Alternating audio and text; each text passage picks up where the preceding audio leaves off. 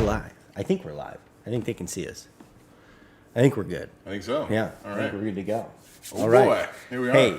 Hey, how's everybody doing tonight? Welcome to the live stream with TechCessory. Something we're planning to do, hopefully, for every week. Sure. I'll be honest, our schedule may not allow every single week, but we'll absolutely do our best to be here every single week, maybe 9 p.m. or about 9:05, kind of whatever happens. For those of you guys who don't know, this is Matt. He has participated in many videos starting from the beginning of the channel. He's been here since day one, kind of behind the scenes, doing some things. He was featured in the most recent video with the Raycon E25 Pros. Quite true. Yeah, which was a solid video, a lot of fun to make. We had a couple guys involved. We got Derek off camera, Ken's off camera somewhere too. Derek running the stream for us, doing some other things in the background. So got quite a bit to cover today. Essentially, we want to talk about this last year in review. It's New Year's Eve, so Happy New Year's, everybody. Happy New Year's, by the way. Happy New Year's, yes. Yes, So we kind of want to talk about the year in review here at TechCessory, what's been going on, what we can expect, maybe some changes, things we can expect moving into the future with the channel, so on and so forth. Then we're going to cover some news topics, just things that we thought were interesting over the last week or so in 2020. We have some questions from you guys that we definitely want to get to. I know Matt is dying to get to those questions. Hold me back. Hold me back. Hold me back. And then a few more news topics, a lot of fun stuff. And then, honestly, from Derek himself, Matt and I participated a lot in this initial part, putting this together for you guys. But Derek put together our gaming trends segment. So a few hot topics in gaming trends right now, just because he is super dedicated. He's a fanboy. All about that. Mm-hmm. He is a fanboy. He's all in. So yeah. He's all in. So yeah, we're going to be covering quite a bit of that. So welcome to the space. What do you think? Welcome to the space. Yeah. Yeah. Hopefully it's a good space. I like it. We like the space. We think it's a good space. Hopefully you guys like the space too, like the setup, yes. like the more intimate conversation here, like the live stream kind of setup. Yeah, post below, guys, if you think the space is cool. If you don't like it, I don't care. Just post whatever you want to post down below. It doesn't matter. Yeah, let's know what you think regardless, though. We appreciate it. We appreciate it. We may not change it, but we appreciate it. Yeah. Exactly. Yeah. So, year in review. Starts off here. It's been a wild one. Dude, it's been crazy, hasn't it? Yeah, it really so has. much stuff has changed in the last year. Yeah. Like, at the beginning of the year, I thought things were going to be so different. Not that everything is like crazy changed in a bad way. Like, it's actually a lot of good things have happened. Sure. But I felt like the end of the year would have been completely different. Mm-hmm. Mm-hmm. I'll just leave it at that. I'll leave it at that. So a couple things that have happened, man. We've moved kind of the production area around a little bit. It actually started in this back room. It went to an office that I had in an apartment, and then it went to an office in another townhouse, and now we're kind of back here doing production. So it's kind of skipped around. We're hoping that this stays and the other place stays solid for probably the next year, for sure. So you'll expect to see kind of the background and everything change. We've had a lot of growth in viewership. Maybe it was your wild video from the other day. I mean, clearly. Yeah. I mean, let's not beat around the bush here. It's the talent, the personality that gets you the views here. It was the one video Matt did in the last month. It skyrocketed our views massively. Yeah. It's huge. Huge, big deal. Huge. Huge. Yeah, right. Huge. We won't get into how huge it was. Yeah, that's right. It helped. It was a factor. It was great. If you guys haven't checked it out, the Raycon E25s, great video. Definitely recommend it. I will. Well, let me just say on that, appreciate everyone who has kind of jumped on board, been a part of the channel, active on the videos, people who subscribe, watch the content religiously. We'll post a video, we'll get, tens, hundreds of views in the first day or two. Some will even get thousands. So that's pretty big compared to, last year where, it was probably 30, 40, 50 people religiously checking out those videos. So it's grown a lot. We appreciate it big time. Couple things. I just have to be honest here. we have made a few errors in recording on some products out there. We don't have a huge research team, so we're not able to put together like these vast notes and, largely research projects. And I don't say that lightly as in like we shouldn't be doing those things, but we definitely make some mistakes. So just want to throw it out there. There's been a few videos. I know on the Elgato capture card video, made a few mistakes about the pass-through capability on that. The most recent video was the HDMI 2.0 video for Xbox Series X in HDR and 1440p. So if you caught that video and you saw that, still kind of working on the back end there. There were some technical errors and some things as far as HDR goes that aren't compatible. So kind of retracting that statement now so you guys know if you watch that video and you get to that point, it was not in HDR. 1440, 120 frames per second, no HDR. Just want to throw that out there. This is the correction segment, Yeah, corrections. We got to correct ourselves every once in a while. We're not perfect here. So, only human. Only human. But, for the most part, that's like, I can think of like 2 to 3 videos where there was actually a mistake. And I feel like that's pretty good for, a couple guys that, put together these videos one a week. Yeah. Which honestly doesn't sound like a lot, but it can be. There's a lot more that goes into it on the back end, of course, as some of you know. Yeah, I mean, yeah. It's not just like, here's a camera, go film some stuff. There's, here, Matt. Yeah, that's right. Oh, here we go. Okay, now we're filming. Right, right. A little bit more involved in that, and obviously even like a news program, even like reporters, oftentimes they'll have to redact a story or they'll have to make corrections or updates to it because something will come out and their source wasn't quite correct, or maybe they missed touching on a certain point. Don't conflate us to CNN, okay? Not even close. I'm just saying, even the pros on a big scale, on a big level, even the guys that do have the deep research team, they still make mistakes. For sure. They still have to correct themselves. We will. We'll continue to make mistakes. That's my point is we'll continue to make mistakes. Especially no matter what. Right. Yeah. Okay, thank you. I appreciate that. Yes, we'll continue to make mistakes, so keep watching anyways. That's right. All right. So we got a couple topics here, a couple headlines. These are big. These are big. Crack the neck for this one. Let's hear it.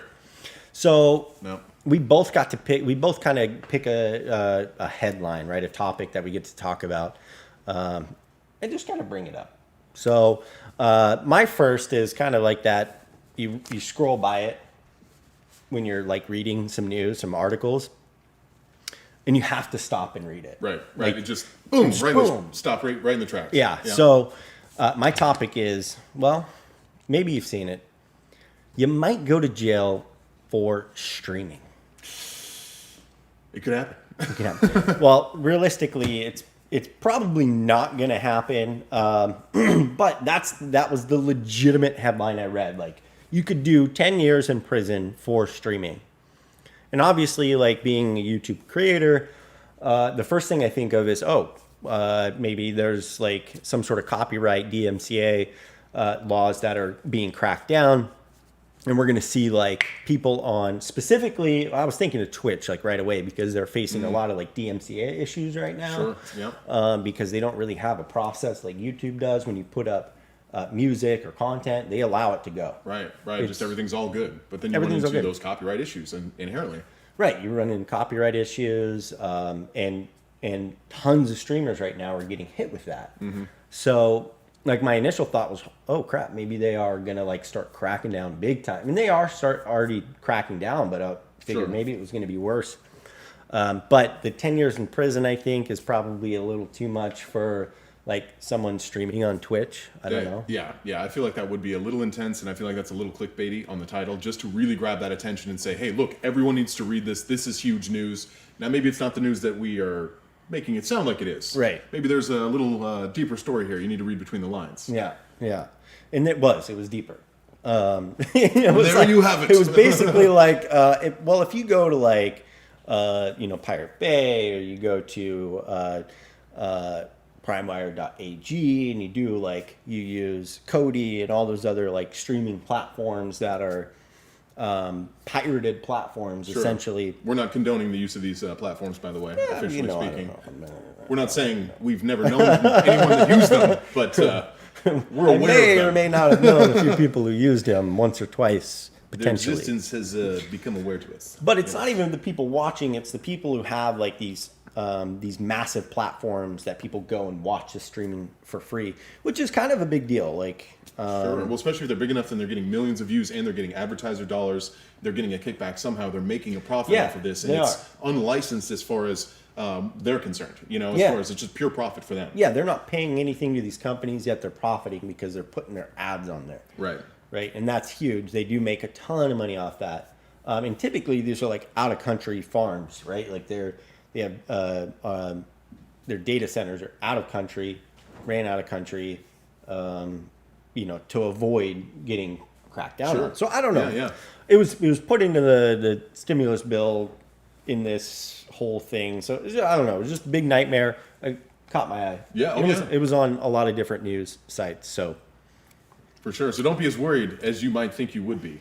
Right, exactly. Has nothing to do with like YouTube and Twitch for the most part. That's already kind of being taken care of. There's a whole separate, I'm not even going to speak to that, but there's a whole separate category for that. This is more along the lines of like pirating, not necessarily just streaming and copyright and things like that. For sure, yeah. Accidentally having a song playing in the background and not realizing it, but more geared toward people who are profiting off of that by creating their own streaming service that other people are watching by the thousands. Makes sense. So what do you got for us, Matt? Let me see. Here. Well, I do believe it's a very interesting new product that is Tell me about it. On the horizon, we should say. It's not out yet, but it's called the Analog Pocket. And yes, for all you, I don't want to date myself here, but all you vintage gamers who remember the Game Boys, I actually used to have one that was not even in color. A black and white Game Boy, believe it or not. Oh, yeah. Heck yes. You remember those? Oh, yeah. The big old chunky Game Boy. Oh, yeah. They weighed about 5.5 pounds. Yeah. Yep. Could not fit in a pocket. No, it didn't go in a pocket. That was backpack friendly. You had like backpack, or you had your sweatshirt with the Yep, had to be that center pouch. Yeah. And you could fit it there, and it would sag down to your knees. For sure. Yeah. Oh, exactly. You take the collection with you of games and slide them in the little sleeve, just like they were CDs. You kept the sleeve with the little zip on it. Yeah, exactly. Oh, yeah. I had the full setup, man. So I appreciate this because the Analog Pocket is not only a throwback and a tribute to that, but it's designed to be able to run all of those old school games. Yeah. We're talking all the original Nintendo Game Boy games, and then the Game Boy Color, and then the Game Boy Slim, and then the Game Boy, 1 through 10 that they came out with thereafter. It's not an emulator; it like actually converts the title. Actually converts the title, yeah. So what this thing is designed to do is give you kind of a whole new perspective on these old games and a whole new appreciation for it for people who are either nostalgic or for people who have maybe heard about these or maybe never heard about these. Right. You get to play this old school game that was came out in maybe 94, 95 in something that's now full HD resolution up to 1440p. Yeah, which is solid. Like taking a 480. Like not even like 480 high. We're back in the that's pretty wild being able to take that resolution, upscale it to like a 1440p style. Exactly, yeah. It'd be legit. What did they say the pixels per inch were? Like 700-something? 612. Yeah, 612. That's crazy, man. Yeah, still wild. I mean, that's really getting up there with the cell phone technology of some of the best. Well, to put that into perspective, like back in the day, iPads were like 400 and something pixels per inch. And that was a big deal when they did that. Yeah, that was a big deal. And that was even considered like the Retina display from Apple. Was like 400 and some. Like someone's gonna be like, "Hey, no, it was this many." It was 404 I specifically. don't know for sure. Yeah, I'd have to look it up, but it was like 400, 500 pixels per inch or something like that on a 1080 display. Right. 16:9 aspect ratio. Game changer. Game changer. Yeah, massive game changer. For tablets, huge marketing tactic, and here we are with a little handheld. Boom. Bam. I'm interested to know how much like something like that would cost. What do you think it's going to cost? Good question. Yeah, we don't have the specs yet for the cost. I'm betting on the low end. I want to say as a consumer, I want to think optimistically here and say they're going to make this a reasonably priced product that is going to be more expensive, of course, than the original Game Boy ever was, but way less expensive than like a modern next-gen console. So I'm going to say $250. That's what I'm hoping is that the $249 is their price point there. I think or less. We'll say or less, but. That's tough, man. Yeah, I would say like $199 would be like, I think the sweet spot. The sweet spot, yeah. Because you still have to buy games for it. You still have to. It's pretty sweet, but you still have to buy games. I don't know how the heck cases, accessories. Sure. I don't know how it's going to function because that, I'll be honest, like what I could research on it there wasn't a ton of information. Right. Just kind of what it did as a handheld. Kind of the specs, what it was capable of, the fact that it does 10 times the original resolution of the original Game Boy games. Yeah. Like 7.5 times. Yeah, that was it. It was just like spec dump, spec Right. dump. But he didn't really say anything about like how the games or what games you're going to be able to get access to if you need the original cartridge. Cartridge, there you go. I almost forgot that. Throwback Cartridge. term right there. Yeah, cartridge, or like, are they going to offer new cartridges? Is it going to be like a digital download? Is it? So I didn't really know per se. But I would hope like $199 to fit in with like right now the Switch Lite is $199. Okay, yeah. And then the Switch, which is a full format, current gen gaming handheld at $299. Okay. And that's, I mean, full 16:9 aspect ratio, Right.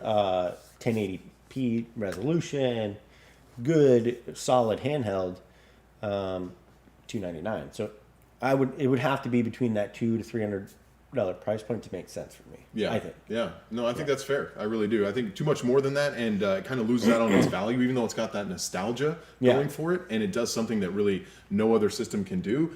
It's still limited in that because it's designed for those older games. It's not designed for next gen console games. It's not designed to be cross compatible beyond the Game Boy series, right? Yeah, but it serves a great purpose. Let's be honest. Like we would all love to play like some old, like Mario.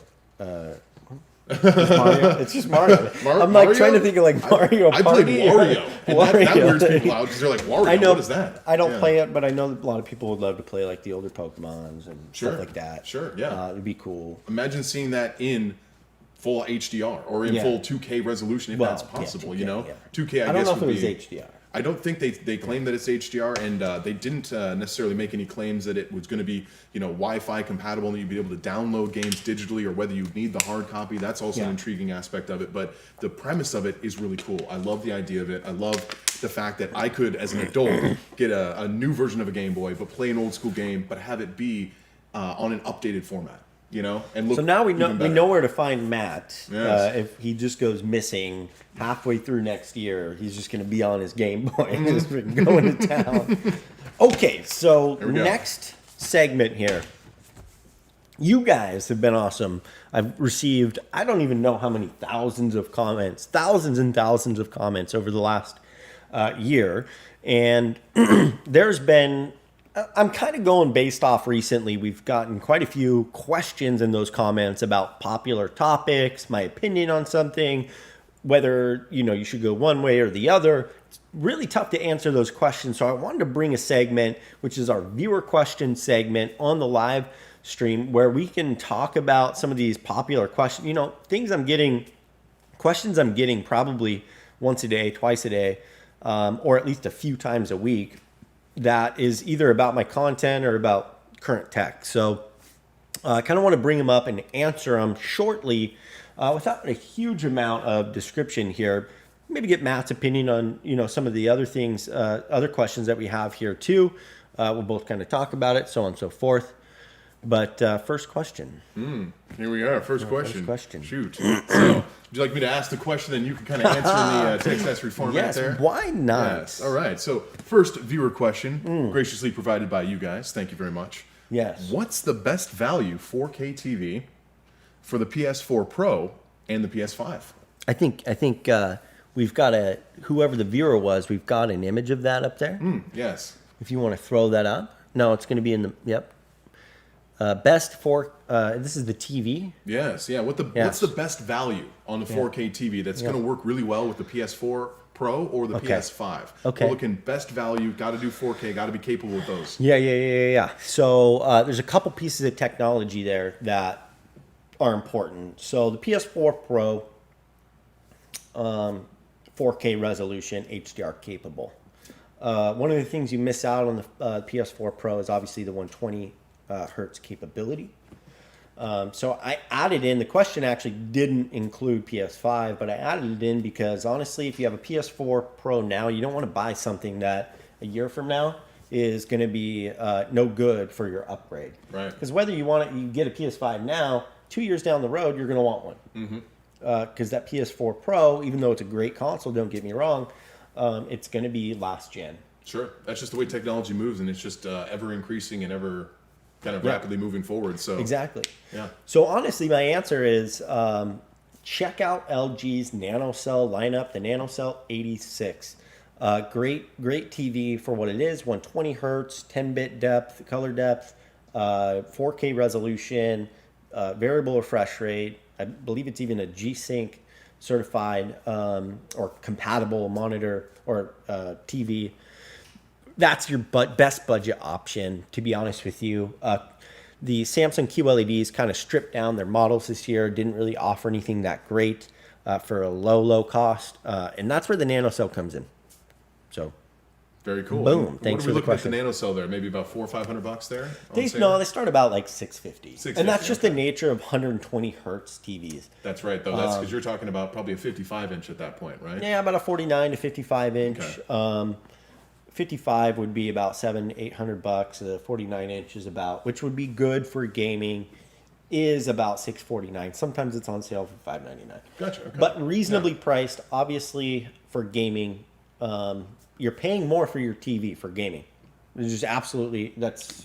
Makes sense, yeah. If you're just watching TV shows, you don't need something nearly as capable as if you need deeper blacks and you need faster motion and you need a higher dynamic range and things like that. You don't need it there, right? Like, But if you're like, hey, I'm going to start a home theater, then I'm not going to tell you to, go get a budget entry level TV. I'm going to tell you to go get something that's good. For sure, and something you can grow into, for that matter, that you're not going to be tired of or unhappy with in a year as other technology continues to come out, or something that then is going to be antiquated with the features because it's really on a kind of an operating system or platform that's like 2 or 3 or 4 years old by the time you buy it. Yeah, you don't want to do that.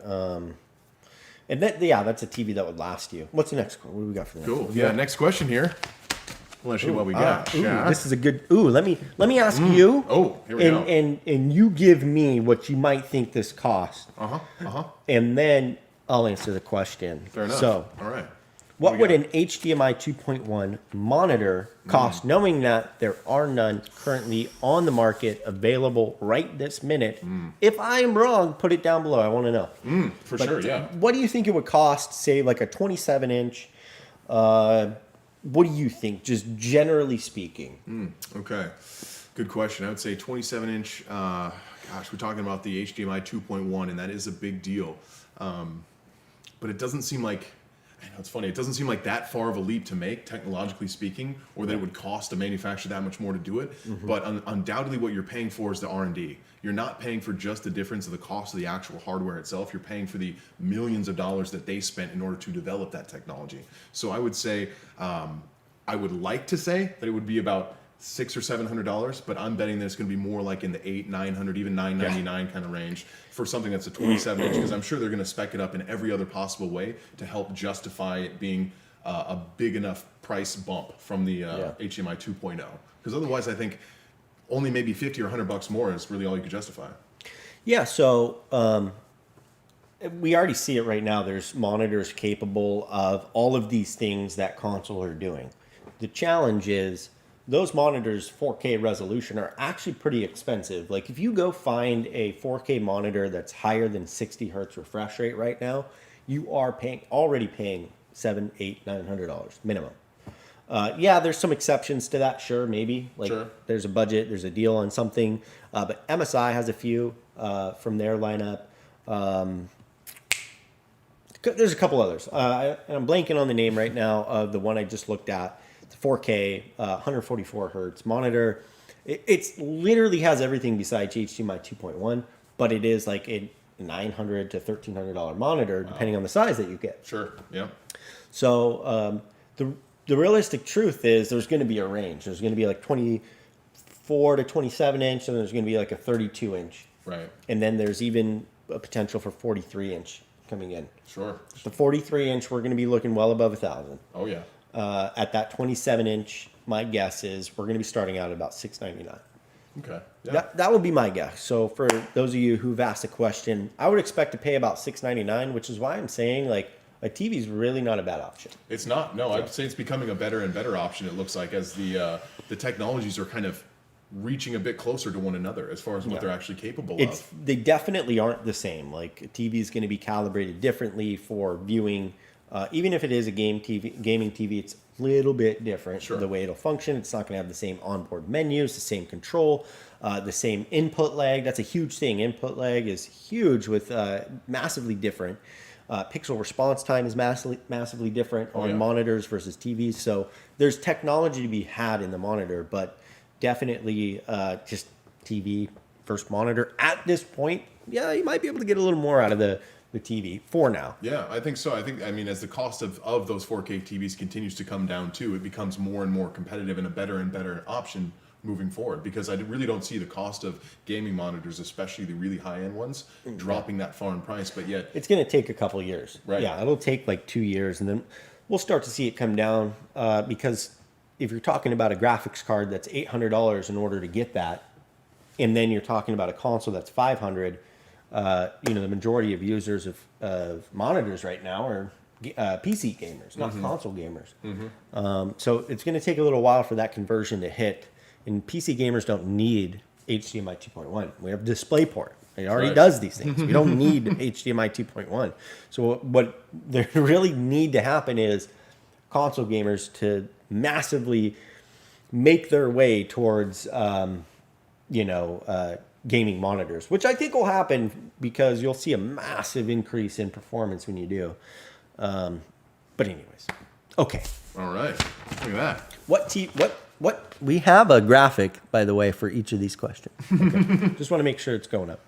Sorry, guys. I just want to say that. We can't see what you're seeing, but we're hoping what you're seeing is pretty good. So, what Yes. resolution does your TV run at? Oh, my TV. That's a good question. Well, that's an interesting question. I hadn't thought about getting that one. My TV is it's going to be a 4K TV. So I actually have a Sony. It's a 4K. Oh, yeah. It's quite capable. It's not the latest generation of Sony TVs. It's a 900F. But it's a 900F. So it's nice. It is nice. It's what I find is that it does everything I want it to do as a 4K TV, and especially when you're watching a movie, something that's really formatted to be in 4K, it really pops. I mean, the amount of detail is stunning. The colors are awesome. It's a nice TV. It really is. Yeah, it's impressive, and I find that it suits me and kind of excels in really every category. The reason I ask is we have a viewer that asked the question, what resolution should you run your TV at, 4K or 1440p? And he was essentially, actually the question was more about when you're playing like a first-person shooter game versus just like a standard role-playing game or massive map type game, right. Should you run... Which resolution and frame rate should you run? Should you run 4K 60 FPS all day if you're using HDMI 2.0? Or should you drop down to 1440p and get that 120 frames per second? Because like we discussed in the last question, some people are holding out until there's monitors because they don't want to invest in the new HDMI 2.1 until they can get it in something they will actually... benefit from in a TV right away. Yeah. With the input lag and the issue. It's not issues, but some of the things that you don't want in a monitor, the TVs can produce. So I think this is a great question because realistically, we want to use our TVs the best we can for now until a good solid monitor comes out, and he's able to get 1440p on his TV at 120 frames or 120 hertz. Sure. So I think you're doing it. You're doing it perfectly, the same way I would do it. The only problem I have with all of this is the setup and tear down of calibrating the 1440p 120 hertz and 4K 60 hertz. I know it's a pain to go through those settings. It's a nightmare. You have to like click all these different, like it was a nightmare. If you watch the back end of my video when I did the HDMI 2.0, it was literally me restarting. Okay, go back into the settings. Check this setting. All right, check this one. Go over here. Make sure it's all compatible. Okay, start the game up. Oh, this one's not checked. Go back. Check the box. Now I have to restart the whole console again. Here's 2 minutes wasted. Yeah. And having to switch back and forth between games, that's the only pain that I see happening. I don't know. It is the best way to do it. It's the best way to utilize your TV right now. For sure, yeah. If you want the best of both worlds, and then go through that process and make the adjustment. Otherwise, if you are mainly a first-person shooter gamer, you're always on Call of Duty, you're always in that intense, fast-paced action, it's probably worth it to sacrifice a little bit of the resolution. Oh, absolutely. So that your gaming doesn't suffer. There's no lag time, that there's no, I don't even think that game looks that great when, like, it looks good when you're like slowly walking around and looking at stuff. You're like, oh yeah, this is pretty nice. Still appreciate, but it's not really built for that. Not really made for that. Yeah, I mean, they're making it better and better. Like the actual characters are more. You have like more depth to and more creativity with them, and it's cool. Like the different outfits you get and the guns you can look at. But yeah. No, like when you're actually active in that game, you're not looking at the resolution of the map per se. Like you are to a degree, but right. It's kind of in those moments where you can appreciate it, but when you're full on gaming and you're in an intense fight or battle, that's kind of doesn't matter. You want the most clarity, and you want the crispiness, and you want the fastest motion possible with no lag. Yeah, well, it's not like it's not like the opening scene to like Tomb Raider, where it's like, this nice cavern that you're in, where, it's all this reflection going on from the ambient light coming in and these crazy natural growth canyons and like where you actually take a minute to look and take it in. It's not like that. In those games, I would do 4K 60, hands down, because then you get HDR, which is super nice. Woo! Gotta love that HDR. All right. So, this last question, I'm not going to rag on anyone. It's honestly, this question gets asked a lot, and I get it. Not all of us have used an all-in-one cooler before, so it totally makes sense if you have this question. I just have to say, if you are going to ask a question on the channel, take a few looks through the comments, to be honest with you. Because honestly, someone probably asked it, but that's why I started this whole conversation. The question was, do I have to add water to an all-in-one cooler? Do I have to add liquid, some form of liquid? And I want to answer that question for you. No, you do not have to add any liquid to an all-in-one cooler, as long as you're not buying off like Wish.com. Like, like Wish.com, you could end up with some water. Not in the cooler, but they might send you the cooling solution, which is going to be misspelled, in a different container to add to that. And I wouldn't recommend it. Yeah. Just don't go to Wish.com. You'll be fine. Like buy from Newegg, buy from Amazon, Best Buy, somewhere that has products, right? That's a reputable source. Even used, like you should be fine, right? No, you don't have to add water. You'll be fine. It is all in one. It's all in one. It's all you need. Yeah, it's all in one. All wrapped up. Except for it doesn't do the install for you. Yeah. Not yet. Not yet. Yeah, haven't figured that out. No, but you can buy a pre-built. Yep, there you go. From NZXT. There you go. Shout out. Again, I wouldn't recommend it. Right. Yeah. I mean, not that they're bad. I just think you can do more with your money by yourself, and you learn how it works. You'll learn how it works, which is nice, because once you know the inner workings of your product, you know how to fix it for the most part. Okay. Absolutely. Okay. All right. I'd say that's okay. Yeah. I don't know. How we doing over here? I just pointed. Camera 2. Okay, so didn't forget about you. A couple more news topics. We'll zoom through these, you guys. Actually, we'll get through these pretty quick because we've got some gaming trends coming up that I think you guys will like. So I think that's a little more interesting than our news topics. I don't know. Maybe I'll speak for myself. He's got a cool one that you might like. But I did want to drop something for you guys moving into 2021, which is some hardware. We have people lighting off fireworks. Yes, crazy. We do. Yeah. Yes.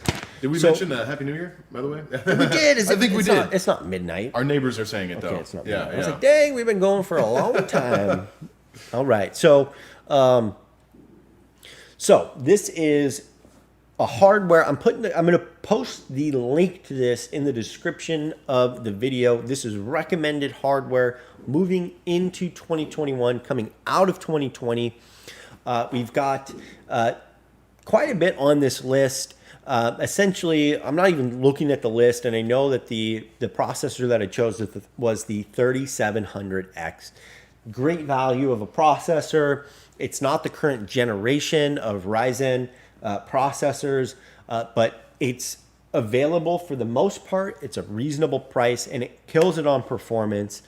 And you can get it right now. Now, the graphics card that I chose is not. It is not something that you can get right now. It's the RTX 3070, highly sought after, very, very good value of a graphics card. It actually beats out my 5700 XT by a pretty healthy margin for like the same price or less for the Founders Edition. So Impressive. I think that's something to hold out for. Yeah, impressive. I would go buy an old used like RX 570 to get me through for the next 3 months. Spend like $150. Get me through the next few months, 3 months until they resupply, 6 months, whatever. And then I would like sell that for like $100 to somebody later, be out like $50, and all in total we'll have spent about $450 for this graphics card. And I think it's well worth it if you wait. That's why it's on my list for 2021. I didn't put AMDs on there because honestly, I haven't put too much effort into the research of their products. We haven't covered them on our channel because there's no freaking inventory anywhere. Like we can't get inventory. Can't get them.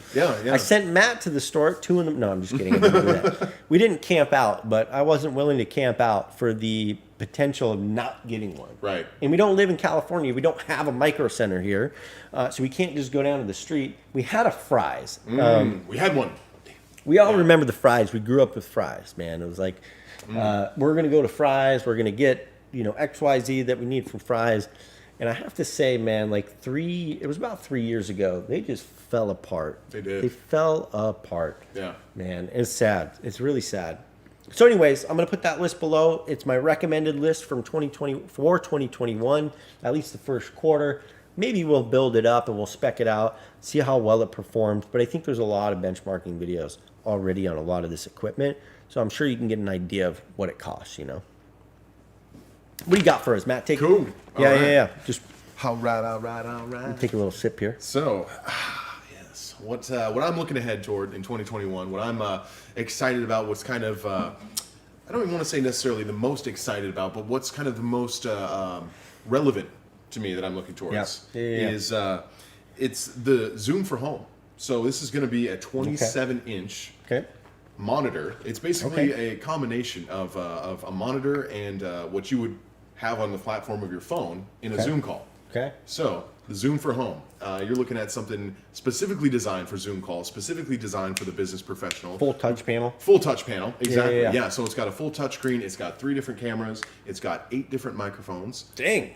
So you're gonna sound really good when you're talking to this thing. Basically, yeah. it's really well set up from the 8 get-go. microphones, 3 cameras. Count them. Like 8. what are they doing? I know, right? Going over the top, I'd say. Yeah, man, that's like you got 3 angles. Hey, you're teaching a class and you just got 3 angles. All right, how are you? I wonder if you could cut between the angles, or whether it just takes all the images together and then processes it and then creates the best image. It probably does. I was more making a joke about it. Like 3 different angles. No, it's like this. Yeah. Yeah, it uses all of them for one. Yeah. There you go. Makes sense. It does. Yeah. But yeah, it's a very cool idea, and I think, like I said, it's very relevant to the times. Obviously, we don't need to explain to you what's going on in the world today.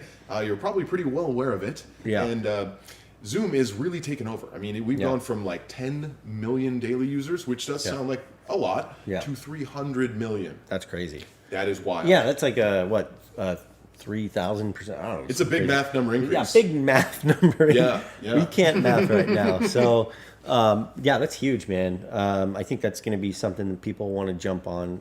I probably wouldn't use it. I don't really teach. I'm not at home. I don't work from home. Sure. I have these cameras, don't really need, but man, there's tons of people that are using their tablet or trying to use their TV, and it's probably just a nightmare because you have all these cables everywhere. Exactly. You have this small little tablet, you need to pinch and zoom to get on.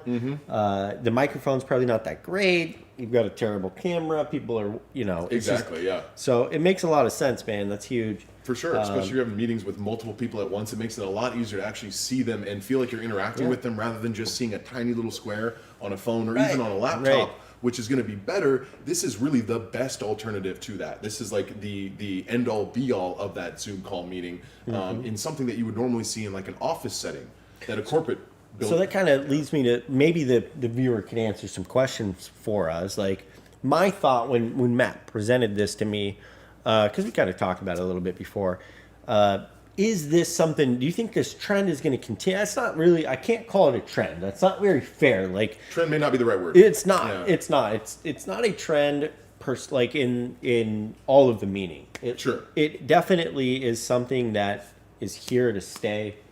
And we've made this conversion into a virtual lifestyle. Like, hands down, people working remotely. Right. However, is that going to stick? Or are we going to see people kind of, as we get back to normal, or are we going to see people move away from that? What do you guys think? Or you think we're going to, like, not just with the Zoom, but with everything, are we going to kind of move back to normal? Are we going to start to see us get back into the regular job life? Are we going to see this virtual kind of work from home remote thing stick around? I just figured it'd be an interesting question to ask. Maybe you guys have an answer that is pretty cool. So yeah, I think it's an intriguing question to pose, and I think only time will tell. But I do think that people who get used to working from home, who prefer working from home, are going to want to keep doing that. Are going to work. Yes. It's just a feeling I have. Okay. Oh man, we're on time. We're cooking. We are on time. Woo! Woo! Look at that. Nice. Okay, so time for the gaming trends. Dun. Maybe at one point we'll have like a transition here. It'll be cool. That would be People cool. can see Yeah. it and be like, bah, bah, bah, bah. Right, like a Gaming cool graphic trends. comes on and then some music. Boom, Yeah. boom, boom, boom, boom. Yeah. Gaming trends. Maybe we'll just Yeah. cut that. We'll cut that right there Yeah. that you just had, Uh-oh. and we'll put it in trends. For sure. Yeah. Check out my freestyling page. Yeah. We got a freestyling page, matt.youtube.tv. Pro Beatboxer. Pro Beatboxer. Yeah. Go check him out. It's in the works. Link below. Yeah. Yeah. It'll be there eventually. Slap like now. Yeah. Get ready. It's coming. It's All coming, right. dude. Yeah. Gaming trends, man. These we're going to kind of blow through, man, because we want to talk about it more than we want to tell you what's going on, because they're pretty hyped up info. This is true. Okay, I'm going to cover the first topic real quick, which isn't technically on the lineup, and there's no word currently right now that the PS5 is going to support 1440p. Thought that was a pretty big deal because we got the Xbox Series X and Series S that support it, and in my opinion, is probably the best thing consoles could be doing right now while HDMI 2.1 develops. So, kind of a bummer not to hear that, but I am going to move on to the next topic, and Mr. Matt can present. It's related, the next topic. Yes, that's right. So, to plate or not to plate? That is the question. Like So, food or yeah, right. All of the above. at actually. the restaurant? Or, Well, we're more talking about for the PS5 itself. Okay. So, obviously, as most of you guys know, we had some companies pop up there pretty recently that started developing their own plates for the Xbox. Xbox. For the PS5. We have yet to see that. The Xbox. But, so for the PS5, obviously, when you have a company creating custom plates for it, this is going to create some hype and some buzz, and people who have a PS5 who really love the idea of being able to customize it in some way, in some form or fashion, to make it their own, really kind of were attracted to this idea, right? Yeah. So the only problem with this is when you call it something very close to PlayStation. Oh, for sure. Yeah. As in PlayStation. And you're in the same category. Right. Making your product for their product. Also for the PlayStation. Yeah. Right. Then you're going to raise some eyebrows and some red flags. Yeah. So equivocally, that's a no-go at this point, but the interest is still there, clearly. So what we're seeing, instead of this plate design, we're seeing... Got the chill, sorry. Yeah, exactly. It's a chilling subject. It's a chilling subject. Chills my bones to the core. Yes. So what we're going to see is some vinyls actually coming out, and you're seeing a couple different companies now. They've kind of Just like rebranded. some wraps. Exactly. Well, Just doing some that's not a wraps. bad You know, idea. if you can do it with your car, why can't you do it with the PS5? Oh yeah, they can't tell you what to do with a wrap. Exactly. Yep. Because that is no longer As long proprietary as hardware. as long as you're not stealing their name, like that's the name was Plate Station. It's like, come on, dude. Yeah. Like Plate Station.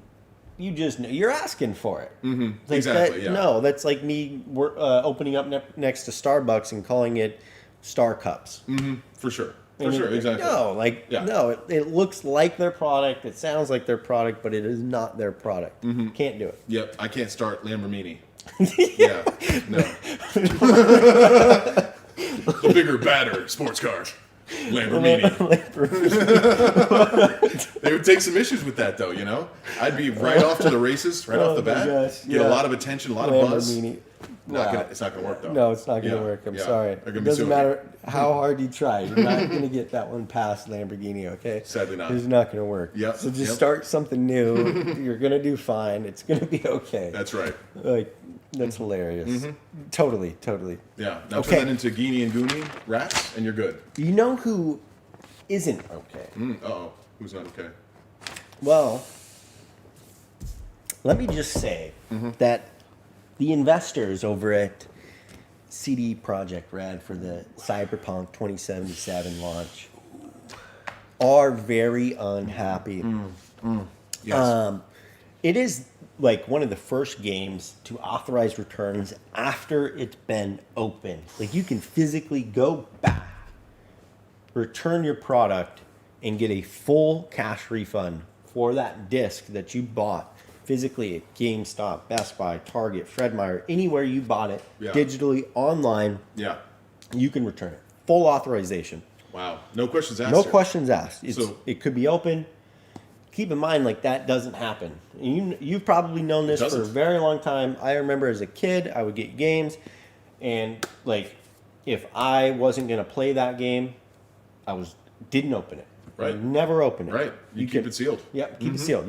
You could open this game. You could play it, or attempt to. Sorry, attempt to. And bring it back. I don't know if that's still open right now. I would assume maybe there might still be like a holiday return period for it for certain scenarios, but essentially, as we already know, Cyberpunk 2077 was a huge. I wouldn't call it a flop because there were some parts of it that functioned. Sure. But for anybody utilizing a previous gen console, or maybe even upgrading from the PlayStation 4, the Xbox One platform to the new gen, it was extremely buggy, like massive glitches in the system. It didn't function at all the way it was supposed to. And they have been marketing this thing and developing this thing for like 8 years. Yeah. Oh, yeah. It's been on TVs and billboards for like 2. I can't watch TV without seeing a commercial for it. Literally cannot watch TV for more than 8 minutes before I see a Cyberpunk commercial. So the investors are actually suing CD Projekt Red. When I read into it a little bit, essentially they said that CD Projekt Red was withholding performance and game testing back from previous gen consoles to the investors in certain aspects where they were not divulging their full information to the investors. Now, and I have to go back and read the whole thing to get into the specifics, which I want to do here live. Sure. But I felt like it was actually a pretty... I'm not an attorney, I don't know, but it sounded pretty loose. Like, yes, the game flopped, but they invested in it. And if they needed that information before the launch, they could have asked for it, right? Like, I think this is more of like a gesture that they're doing to the public, saying, "Oh yeah, we're trying to fix it, and the investors are mad. They're suing us, and like this is a big deal, hyping it up." It's more media for them, to be honest with you. And I don't think they're going to win a lawsuit because that's pretty like lack of information, unless they can truly show that CD Projekt Red was actively leaving that information out. Yeah. I don't think they can do anything about it. I don't know. Yeah, I think that's going to be the key right there, and I think you touched right on, is that if they can prove that they were intentionally not being transparent, or they were intentionally only showing them the good stuff and keeping the things that were still buggy and still under development, that they were still having software issues maybe, or they were still working on developing and it wasn't going right, and they were really trying to push this process out and try to kind of pick up the pieces in the meantime and then make something usable, and then ended up not, then I feel like there could really be a case that they did not follow through on their end of the bargain. Or like showing only good parts of the game, but leaving the other parts out. Like, Right. oh,